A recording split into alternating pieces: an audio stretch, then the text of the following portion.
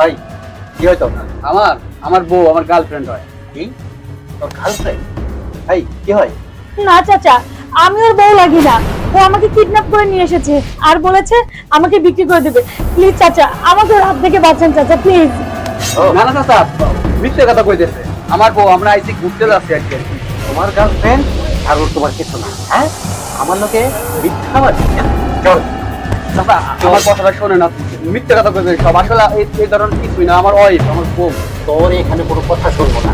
সামনে ঘাট আছে, ঘাটে গিয়া তোর থানায় সোপর্দ করবো, তারপরে কথা শুনবো। চল।